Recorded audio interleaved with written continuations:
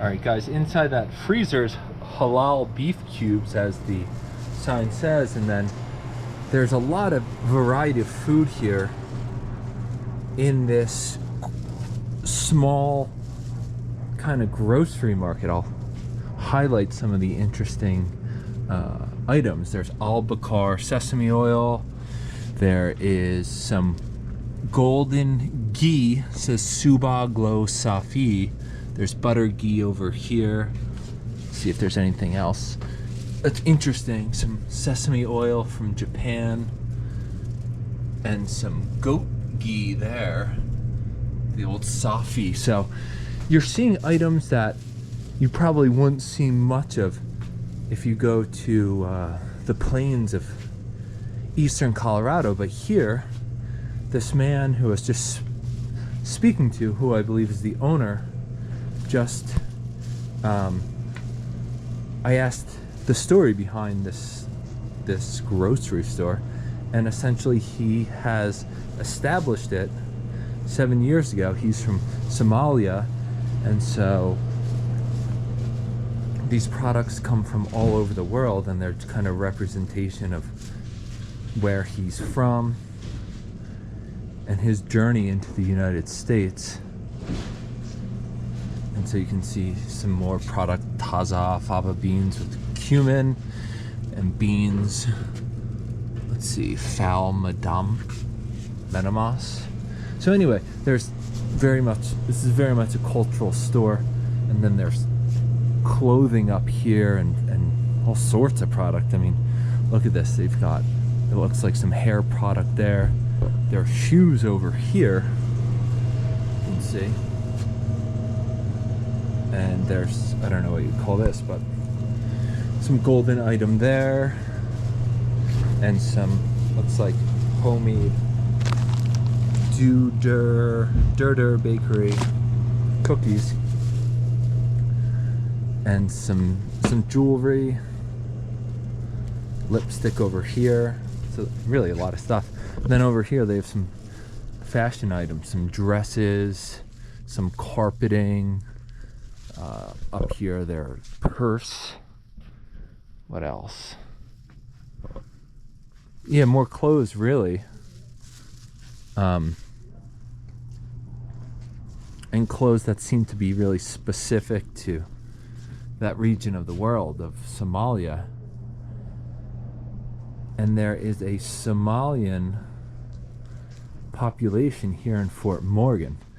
And the reason why is because Cargill is a massive, I guess, meat production facility. And the company needed labor, and it was labor which a lot of Americans seemed to not want to do because it's very difficult, physically taxing work. And so what happened was they spread the word out to some people,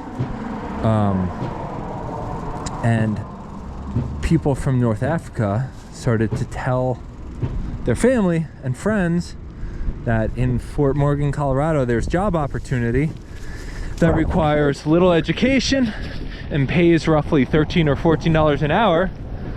And so they started coming almost en masse, and thus a community of people from Somalia started to enter Fort Morgan, Colorado, and establish businesses like we just saw, as well as work at the meat processing facility. And so what you have now in Fort Morgan, Colorado is pretty fascinating and pretty unexpected and surprising, which is you've got families who've owned land here for 4 or 5 generations, and then you have these people who are essentially migrants or refugees who've come from Somalia to escape the difficult life in Somalia, as well as to reestablish their own life and to make money here in America. And that's exactly what they've done. And some of the stories are horrific. I was researching them and reading articles about them, and many of these people's stories include tales of their husband or friend or sibling or parent being shot dead, being murdered in Somalia, as it seems to be a very violent, somewhat lawless place. So apparently here in Fort Morgan, it's one of the most ethnically diverse towns within the state of Colorado. Yet if you drove by, you'd think it's just kind of a standard rural town. You would never know until you really set foot in it and started to understand and see the dynamics of the town itself. So one of the large points, I guess, of this video is that when you travel, you can never really assume you know what a place is like until you step foot in it. So from the outside, what you see isn't always what you get.